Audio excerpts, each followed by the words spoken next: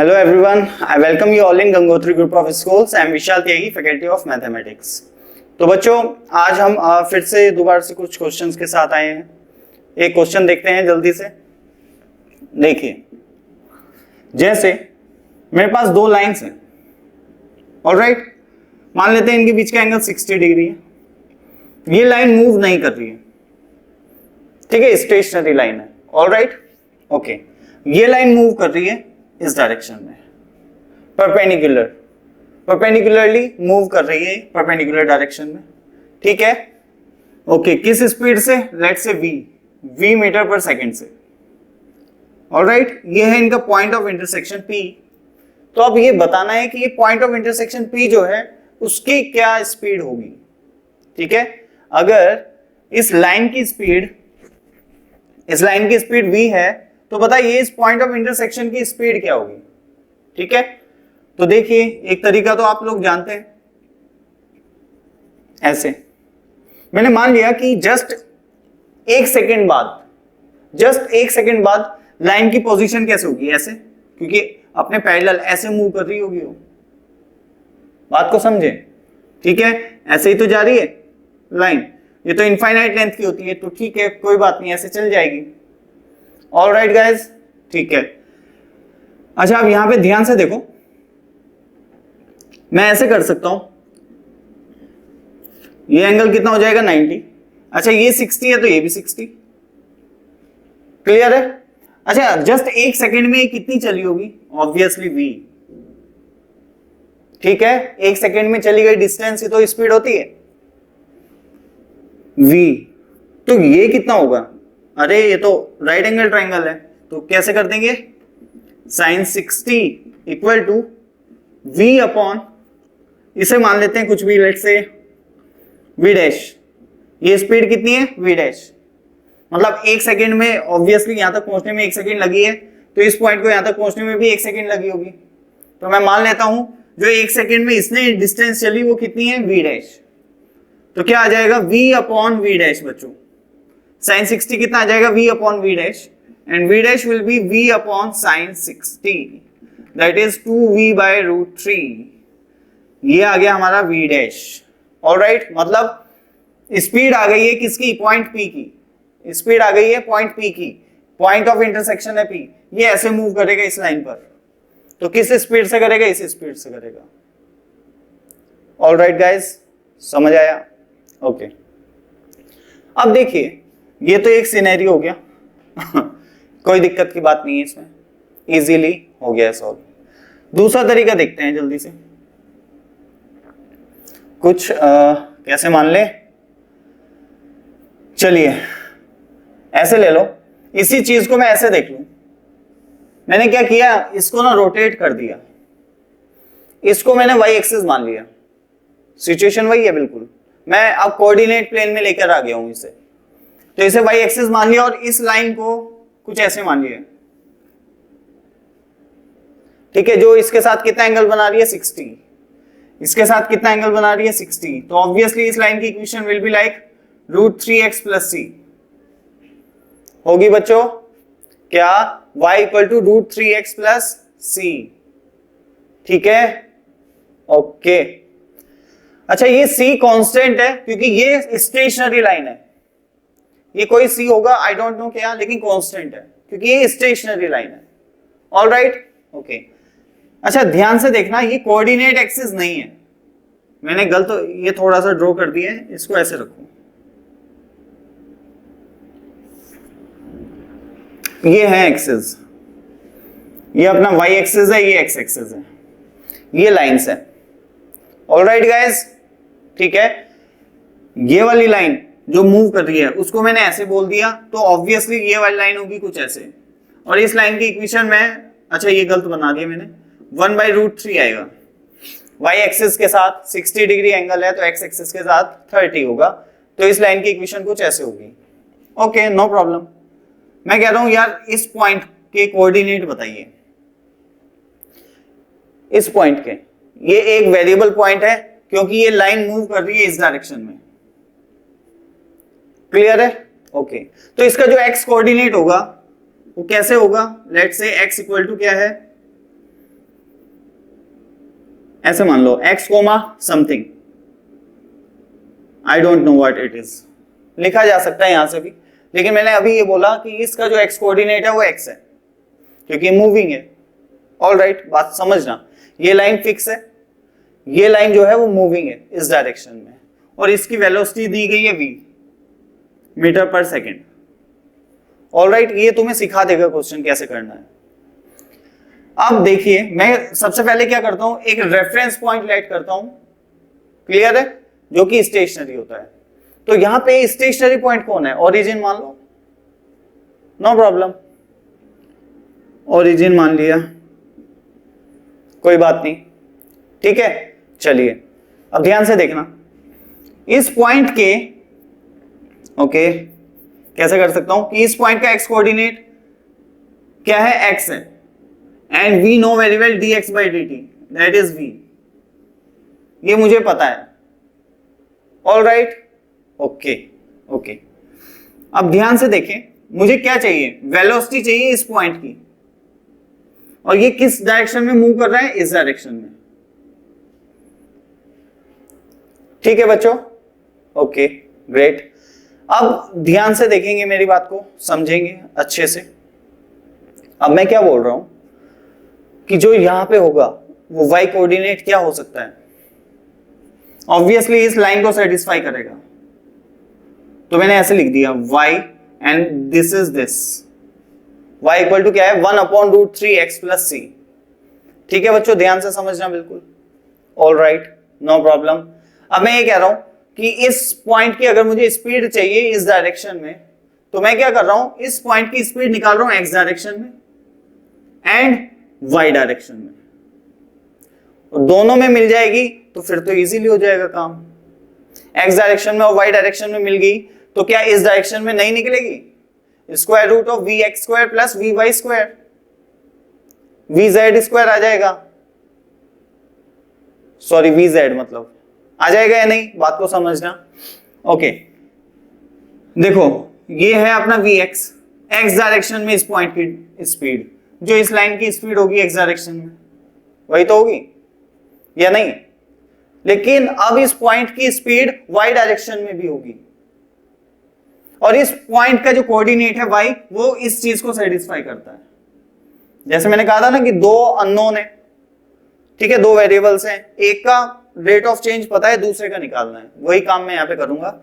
इन x और y में मैंने एक रिलेशन फाइंड आउट कर लिया, और ये आ गया हमारा y = x/√3 + c, तो dy by dt is equal to 1/√3 dx by dt, और dx by dt मुझे पता है vx/√3, इसका नाम मैंने vx दे दिया, चलो ठीक है, मान लेते हैं ये स्पीड जो है वो vx है, जो गिवन है हमें, कांस्टेंट है, राइट।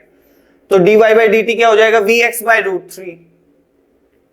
ऑल राइट बच्चों, ठीक है। अब vz मतलब इस डायरेक्शन में, इस डायरेक्शन की स्पीड को मान लिया मैंने vz, जो कि हमारी रिक्वायर्ड स्पीड है, या ये पॉइंट p है तो इसे vp मान लो, वेलोसिटी ऑफ या स्पीड ऑफ p, ठीक है, इन दिस डायरेक्शन, इसे मैंने vp बोला। और अब आप जानते हैं vp should be equal to vx² vy², ठीक है बच्चों, चलो करके देखते हैं। vp will be equal to vx² कितना आएगा, vx² ही रहेगा, vy² कितना आएगा, इसका स्क्वायर, तो vx²/3, तो ये देखो कितना आ गया, 2vx/√3, दैट इज vp। अब तुम सोच रहे होंगे कि यार इतना लंबा चौड़ा घूम के आने की क्या जरूरत थी जब हम ये कर सकते हैं, तो ये तो एक ट्रिक है, ये तो आपके दिमाग में आनी चाहिए, तब आप सोच लेंगे हाँ चलो हमें ऐसा कर लेना है। ये तो मेथड है पूरा, इसके ऊपर, इसी सेम मेथड के ऊपर तो हम 10 क्वेश्चन कर रहे हैं, समझ रहे हो, ये एक पूरा टॉपिक है, तो ये तो आपके दिमाग में आएगा ही आएगा। जैसे ही ऐसा क्वेश्चन देखोगे एकदम से कहोगे रेट ऑफ चेंज का है क्वेश्चन है, फिर क्या करोगे, ड्रॉ करोगे। आप इतना सोच ही सकते हो यार कि एक लाइन ऐसे ऐसे जा रही है तो इसे कोऑर्डिनेट एक्सिस पे लिया हो, ये तो सिखा रखा है, लेके आया मैंने कहा पॉइंट ऑफ इंटरसेक्शन, ठीक है, मैंने कहा वेलोसिटी निकालने के लिए एक स्टेशनरी पॉइंट होना चाहिए, मैंने कहा ओरिजिन है, ओके अब इसका मुझे क्या दिया हुआ है, एक्स डायरेक्शन में कितनी स्पीड से मूव कर रहा है, तो मेरे दिमाग में आया इसका एक्स कोऑर्डिनेट लिखो, या ओरिजिन से इसकी एक्स डायरेक्शन में डिस्टेंस बताओ, एक्स है, ओरिजिन से इसकी वाई डायरेक्शन में डिस्टेंस बताओ, वाई है। दो वेरिएबल आ गए। अब दो वेरिएबल को मैं एक रिलेशन फाइंड आउट करूं तो मुझे कंफर्म है जो एक्स और वाई है, ये लाइन तो मूविंग है लेकिन ये स्टेशनरी है। अब ये अगर स्टेशनरी है तो ऑब्वियसली एक्स और वाई इस रिलेशन को जरूर सेटिस्फाई करेंगे, करेंगे कि नहीं करेंगे, सही है। और रिलेशन भी आ गया, बिल्कुल स्टेप वाइज चल रहा हूं मैं।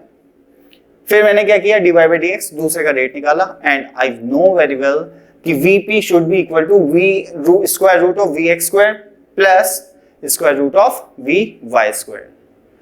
ठीक है बच्चों, ऐसे करके आंसर आ गया है। अब इससे सिमिलर एक और सिचुएशन हम क्रिएट कर लेते हैं। जैसे ये क्वेश्चन था, इस बार क्या हो रहा है, इसी क्वेश्चन में जो स्पीड ऐसे है वो अब ऐसे है। बात को समझे? ऑल राइट, ध्यान से। ओके, इस बार क्या हुआ, इन्होंने कहा ये जो लाइन है ये ऐसे मूव कर रही है। बात को समझ लो बिल्कुल अच्छे से। और ये हो जाएगा अपना, इसे भी मैंने v मीटर पर सेकेंड से कह दिया। इस बार ये अपने परपेंडिकुलर मूव नहीं कर रही है, देख लें, ऐसे मूव कर रही है। और इस लाइन का क्या खास बात है, ये जो लाइन है वो इस लाइन के साथ कितना एंगल बनाती है, 60 डिग्री एंगल बना रही है। क्लियर है गाइस? ओके। एंड अच्छा, हमें ये दे दिया है कि जो इस लाइन की इक्वेशन है वो है लेट्स से 2x + 3। इस लाइन की इक्वेशन बच्चों कितनी है, 2x + 3।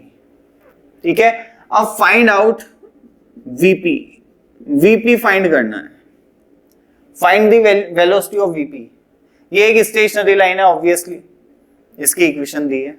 ये जो लाइन है वो अब ऐसे मूव कर रही है, तो मैंने क्या किया इसे, ठीक है कोई दिक्कत ही नहीं है, ये रहा कोऑर्डिनेट प्लेन।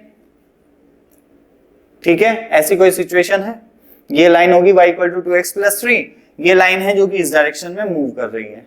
क्लियर? तो फिर से मैंने एक स्टेशनरी पॉइंट लिया, ओरिजिन, फिर से मैंने इस पॉइंट के कोऑर्डिनेट कंसीडर किए x, y, दो वेरिएबल, मतलब यहां से इस पॉइंट के जो डिस्टेंस है उसे x माना और y डायरेक्शन में जो डिस्टेंस है उसे y मान लिया बच्चों। ठीक है, ओरिजिन से। अब मैंने कहा x और y में रिलेशन फाइंड करो, तो y = 2x + 3, फिर से dy by dx 2dx by dt। All right, अब देखिए हो क्या रहा है, जो वेलोसिटी है वो किस डायरेक्शन में है, x डायरेक्शन में ही तो है, पहले भी थी, एक्चुअल में पहले नहीं थी, तो मैंने उसे बना दिया था ऐसे रोटेट करके, सही है ना, वो सिचुएशन ऐसे रोटेट कर दी थी मैंने। लेकिन इस बार ऐसी कोई सिचुएशन है। ऑल राइट, इस बार मैं अगर इसे ऐसे करूंगा तो ये डायरेक्शन, इसमें दिक्कत है और ये इस टाइप से मूव करेगी, तो उसे सॉल्व करना थोड़ा सा टफ हो सकता है। इसलिए मैंने कुछ ऐसे बोला कि ये आ गया अपना dy by dx 2 times of dx by dt। अब क्या करेंगे, ये तो v है, तो dy by dx जो है वो 2 times of v आ गया। ठीक है, dy by dx मतलब it is nothing but vy, and vx बच्चों हमें दिया हुआ है ऑलरेडी, दैट इज v। तो vp क्या होगा, √of vx square plus vy square, and you will get what, √3v। vp कितना आ जाएगा बच्चों, √3v। सही है मेरी बात, देख लेता हूं।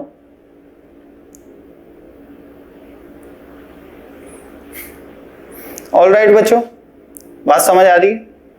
ठीक है, तो बस ऐसे क्वेश्चन सॉल्व हो जाते हैं और कुछ नहीं है इसमें। इस 60 डिग्री का तो इसमें कहीं पे यूज भी नहीं हुआ। और क्लियर है मेरी बात? 60 डिग्री का तो कहीं पे यूज भी नहीं हुआ है, जस्ट ऐसे करके मैंने वैल्यू निकाल दी। All right, okay. अच्छा 60 डिग्री ना लेके ना ऐसा लो थीटा वेयर, इसमें क्योंकि प्रॉब्लम आ सकती है, थोड़ा सा छोटा एंगल ले लो, लेट्स से 10 डिग्री, है ना, छोटा एंगल ज्यादा बेटर रहेगा। तो मैंने 10 डिग्री लिया और आंसर ही आ गया। ऑल राइट गाइज, तो ऐसे करेंगे ये क्वेश्चंस, तो इसको पॉज करें और जल्दी से कॉपी करो। ओके बच्चों, नेक्स्ट क्वेश्चन देखते हैं जल्दी से। ये क्या कह रहा है कि let a sand is being poured on a level ground such that the shape of heap is always right circular cone. मतलब कुछ नहीं है, रेत डाली जा रही है और हमेशा जो शेप है वो एक सर्कुलर कोन, राइट सर्कुलर कोन बन रहा है, मतलब एक कोन बन रहा है जस्ट, ठीक है, ऐसे समझो। Okay, with semi vertical angle 30, जिसका जो वर्टिकल एंगल है वो 60 है, मींस सेमी वर्टिकल एंगल कितना 30, हमेशा इस टाइप का कोन बन रहा है जिसका जो वर्टिकल एंगल है वो हमेशा 60 है। The rate of pouring is this. Find the rate at which radius, slant height is changing at time t equal to 10 minute. जब time t equal to 10 minute है तब आपको ये सारी चीजें कैलकुलेट करनी है कि rate of change of radius, rate of change of slant height और height में height कैसे चेंज हो रही है।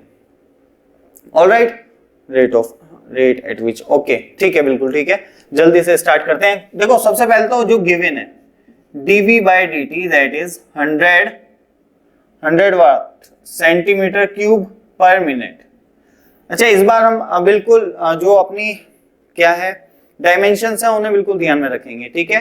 डायमेंशन से मुझे पता चल गया है rate of pouring is this, इसका मतलब सेंटीमीटर क्यूब का यूज किया गया है, इसका मतलब dv by dt बताया गया है, ठीक है। ये होता है फायदा डायमेंशंस को अगर आप ध्यान से देखें तो 100 सेंटीमीटर क्यूब पर मिनट, मतलब वॉल्यूम बता रखा है कि rate of change of volume, किस rate of change of volume से हम जो सैंड है उसको डाल रहे हैं, ठीक है। उसका जो रेट ऑफ चेंज है वॉल्यूम का किसके, सैंड के, वो ये है। ओके ओके, रेडियस और ये सब कुछ बताना है। तो सबसे पहले let's find out the radius. Okay, अच्छा एक बात और बताई थी मैंने, जैसे ही आप ये देखो तो सबसे पहला काम करना चाहिए v final v initial plus 100t। अच्छा प्लस या माइनस उसमें ऐड की जाती है ना, तो वॉल्यूम बढ़ता जाएगा या नहीं, तो दैट मींस जो वॉल्यूम है वो कैसा है, इंक्रीजिंग है, तो पॉजिटिव आएगा, ठीक है। तो टाइम कितना 10 मिनट, और इनिशियल वॉल्यूम कितना है, इनिशियल वॉल्यूम तो 0 है भाई, sand is being poured on a level ground, एक सीधे ऐसे ग्राउंड पे, तो v इनिशियल तो 0 होगा, v फाइनल देख लेते हैं कितना होगा, 100 इंटू 10 मिनट्स, और ये भी मिनट में दिया है ना, बिल्कुल, तो ये हो गया 1000 centimetre cube. All right, 1000 centimetre cube volume आ गया। v फाइनल जो होगा वो ये होगा किस इंस्टेंट पे, t इक्वल टू 10 मिनट पे, जो वॉल्यूम होगा ना वो ये होगा 1000 centimetre cube. All right guys, ठीक है, let's move to the radius, rate of change of radius. तो अब मुझे rate of change of radius बताना है, मुझे क्या पता है, rate of change of volume. तो मैंने बताया कि एक पता है और दूसरा बताना है, तो उनके बीच में एक रिलेशन फाइंड आउट कीजिए, और कोई तीसरा नहीं होना चाहिए जिसका आपको रेट ऑफ चेंज पता ही ना हो, ठीक है, ऐसा कोई इन्वॉल्व नहीं होना चाहिए। तो जैसा कि हम जानते हैं 1/3 पाई आर स्क्वायर एच, यही होता है volume, 1/3 pi r square h, clear. तो मैंने क्या किया, dv अपॉन dt नहीं निकाला अभी देखो दो वेरिएबल है, एक तो r है और एक h है, एक v है, r h और v। अब आपको समझ आ रही होगी जो मैंने थ्योरी पढ़ाई है कि भाई दो वेरिएबल जिसका रेट ऑफ चेंज, एक तो है जिसका रेट ऑफ चेंज निकालना है, एक है जिसका पता है। अगर 3 है तो उसमें से 2 का पता होना चाहिए और 1 का निकालना है, लेकिन अगर 3 है और उसमें से एक ही का पता है, 2 का निकालना है, तो ये चीज पॉसिबल नहीं हो पाएगी। तो 1 बाय 1 निकालेंगे और सबसे पहले इक्वेशन को ऐसे कन्वर्ट कीजिए कि उसमें सिर्फ 2 ही वेरिएबल हो, एक तो जिसका रेट चेंज पता है और एक जिसका निकालना है, आपको करना पड़ेगा। तो उसके लिए मैंने क्या किया, मैंने एक फोटो बना ली कोन की, ठीक है। ऐसा कौन है जिसका एंगल कितना है 30 डिग्री, सेमी वर्टिकल एंगल दिया है 30 डिग्री, ओके। ये है अपनी हाइट जो कि चेंज हो रही है टाइम टू टाइम, ये है रेडियस जो कि चेंज हो रही है टाइम टू टाइम। लेकिन हाँ, इनके बीच में रिलेशन जरूर फाइंड कर सकता हूं मैं, क्लियर है। तो मैं कह सकता हूं कि tan 30 will be equal to what, r by h बच्चों, सही है। तो h को मैं लिख सकता हूं r cot 30, that is r√3। Alright guys, h को लिख सकता हूं r√3, और ये रिजल्ट मैंने यहां पे फाइंड पुट किया है, r² और √3 टाइम्स ऑफ r, क्लियर। तो ये 1/√3 पाई r³ ऐसा कुछ आ गया है। अब निकालो dv/dt कितना आ जाएगा, 1/√3 पाई 3r² एंड dr/dt, ये भूल जाते हैं लोग बाग, ठीक है। तो ये याद रखेंगे, ये तो निकालना ही है क्योंकि, ओके। ये कितना है 1000, नहीं ये तो 100 है, 100।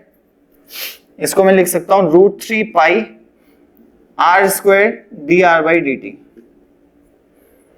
सही है। r तो मुझे पता ही नहीं है, अब क्या करूं, क्योंकि r कौन सा चाहिए मुझे, t = 10 इंस्टेंट पे, जो वो इंस्टेंट है ना t = 10 मिनट, उस इंस्टेंट पे जो r की वैल्यू होगी वो चाहिए मुझे, और तो मुझे पता ही नहीं है, ना ही मुझे dr/dt पता जो मैं उसके जरिए निकाल लूं।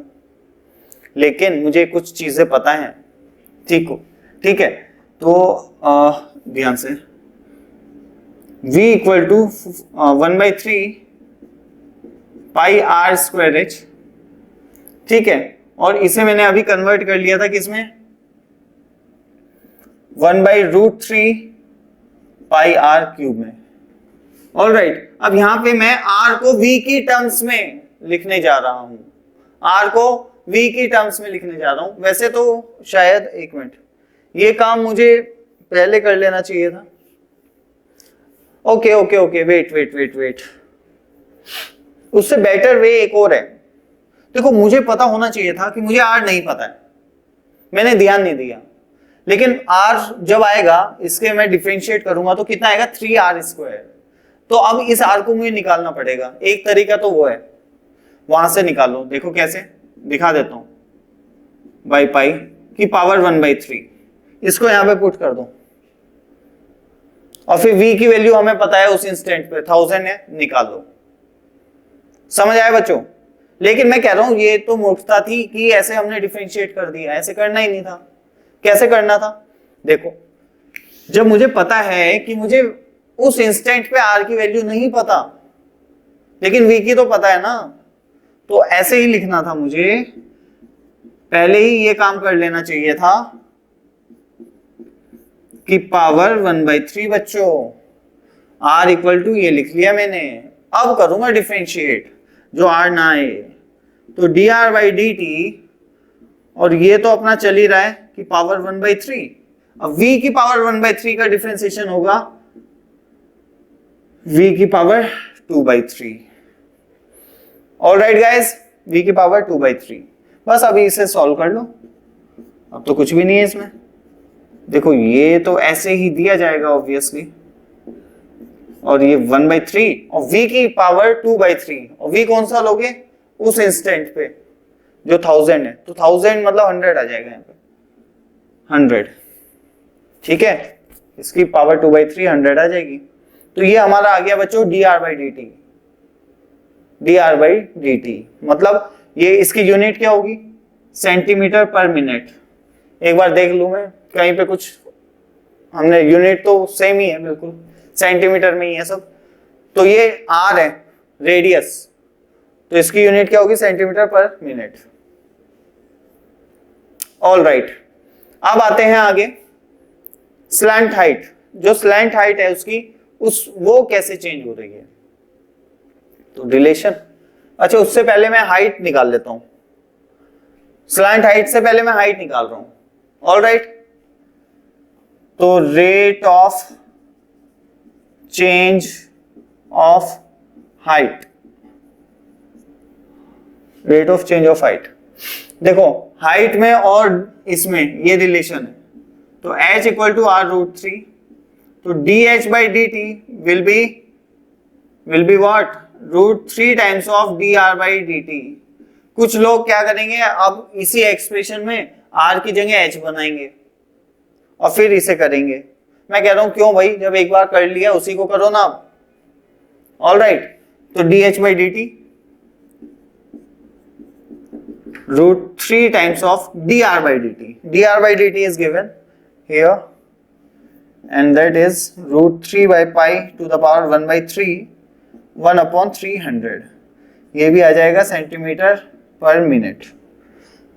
ठीक है बच्चों, ये आ गया dh by dt। अब बात आई स्लैंट हाइट की, तो फिर मैंने एक रिलेशन बनाया, स्लैंट हाइट की होती है l, तो l स्क्वायर क्या होगा, h square plus r square. Clear है गाइस? ओके, अब ध्यान से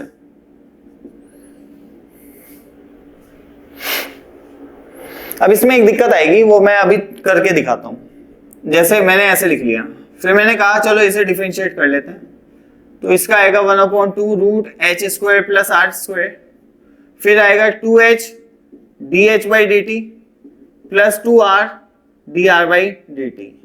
अब देखो ध्यान से, dh बाई डी टी मुझे पता है, dr बाई डी टी मुझे पता है, लेकिन उस इंस्टेंट पे when t is equal to 10 minute h और r की वैल्यूज मुझे नहीं पता है, तो क्या करें? ठीक है, कोई दिक्कत नहीं है। देखो r इज दिस, r की जगह a लिखो, तो मैं जस्ट ऐसे ही बता देता हूं, पुट r इक्वल टू क्या, root 3 pi v to the power 1/3, तो v की पावर 1/3 10 होगा, ये आप देख सकते हो। तो r की जगह तो ये लिख दो, v पता ही है आपको कौन सा है 1000, तभी कह रहा हूं v की पावर 1/3 10 होगा। ओके, नेक्स्ट थिंग, h को क्या लिखेंगे? अरे h को तो ये लिख देंगे, root 3 times of r, that is root 3 pi by v 1/3। All right, अब v की टर्म्स में दोनों कन्वर्ट हो गए, तो v की वैल्यू आपको ऑलरेडी पता है, यहां से वैल्यू निकाल के इसमें रख देना, dh और dh बाई dt और dr बाई dt, ये भी आपको पता है, dh बाई dt ये हो गया, dr बाई dt ये हो गया, और finally you will get the answer of dl by dt, the rate of change of l, the rate of change of l, that is slant height. ठीक है बच्चों, वेरी इजी, बहुत easy, clear है? तो जो मैंने वहां पे स्टेप्स लिखवाए थे बस उन्हें दिमाग में बनाए रखें, और जो उससे पहले कुछ पॉइंट्स डिस्कस किए थे उन्हें बनाए रखें। आप देख पा रहे होंगे सभी क्वेश्चंस वहीं से करवा रहा हूं। ठीक है बच्चों, ओके, जल्दी से नोट करो। ओके, तो गाइज नेक्स्ट क्वेश्चन पे आते हैं जल्दी से, ये है अपना नेक्स्ट क्वेश्चन। अच्छा, इसमें क्या बोल रहा है, ये ऑब्वियसली सभी लोगों ने देखा हुआ होगा, एससी वर्मा में क्वेश्चन है ये फिजिक्स का, ठीक है, और आईआईटी में है, एक्चुअल में तो ये आईआईटी का क्वेश्चन है, आईआईटी में आ चुका है। ऑल राइट, तो इसने क्या बोला है कि अगर इस स्ट्रिंग को u वेलोसिटी से नीचे की ओर पुल किया जाए, ऑल राइट, तो बताना है जो ये मास है m, ये ब्लॉक है जो मास m का ब्लॉक, इसकी ऊपर की ओर जो वेलोसिटी होगी वो कितनी होगी। ठीक है, तो अभी देखते हैं, देखो हम मैथमेटिक्स का यूज करके इस चीज को कैसे सॉल्व कर सकते हैं। देखिए, मैंने एक ऐसे ट्रायंगल बना लिया है, ठीक है, ये यहां से पास हो रहा है, ये ऐसे। अब ये बात तो कंफर्म है, दोनों तरफ सेम वेलोसिटी से पुल किया जा रहा है, राइट, दोनों तरफ, तो ये बिल्कुल एकदम इस लाइन पे चलेगा। ये जो पॉइंट है ये कहां पे मूव करेगा, इस लाइन पे। ऑल राइट, ये तो कंफर्म है। ओके, अच्छा मैं मान लेता हूं ये एक स्टेशनरी पॉइंट है मेरा, स्टेशनरी पॉइंट। क्लियर गाइस, ये एक स्टेशनरी पॉइंट है। ओके, अब ध्यान से देखो, अच्छा इसको स्टेशनरी ना लेके तुम ऐसे समझ लो, बस ये वाली जो डिस्टेंस है वो x है। क्या है ये डिस्टेंस? x। ओके, ध्यान से, अब ये वाली जो डिस्टेंस है यहां से यहां तक, इसको मैंने मान लिया L, ठीक है, इसको क्या मान लिया है L, ये ऐसे मान लो।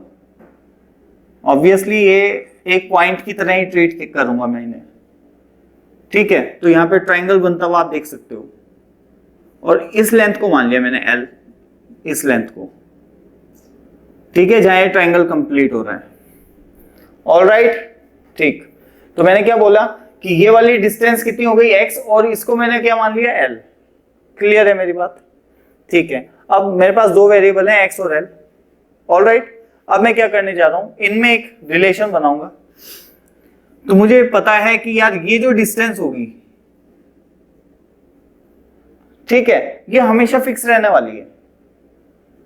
बोलो, ये इट इज लाइक c, ये तो हमेशा कांस्टेंट होगी ना, ऊपर खींचते रहो, ये तो हमेशा बीच में ही रहेगा। तो ये वाली डिस्टेंस जो होगी ये c कांस्टेंट होगी, एकदम फिक्स। क्लियर है, ओके। तो मैंने कहा चलो मान लेते हैं c है, c क्या है, एक कांस्टेंट है, और मैंने कहा L square will be equal to c square plus x square. यहां तक तो कोई टेंशन नहीं होनी चाहिए। क्लियर है, ओके। अब क्या, मुझे क्या गिवन है, गिवन दैट, बताइए, dl बाई dt मुझे पता है, u से खींच रहे हैं ना, तो ऑब्वियसली ये भी इस डायरेक्शन में कितने स्पीड से मूव कर रहा होगा, dl बाई dt कितना होगा, u। क्लियर है मेरी बात, dl बाई dt कितना होगा, u, ओके। अच्छा, अब उस क्वेश्चन में पूछा क्या गया है कि आप बताइए इस ब्लॉक की speed at a instant when this angle is theta. उस इंस्टेंट पे बताइए जिस इंस्टेंट पे ये एंगल बच्चों कितना हो, थीटा। क्लियर है मेरी बात, मैं क्या कह रहा हूं, दोबारा से सुने। जो क्वेश्चन है प्रॉपर वो ये है कि एक ये ब्लॉक है, उसको पुली से ऐसे पुल किया जाता है, दो स्ट्रिंग से, पुली से होते हुए जाते हैं जो दो स्ट्रिंग, उनसे पुल किया जा रहा है। तो ऑब्वियसली ये ब्लॉक ऊपर जाएगा, ठीक है।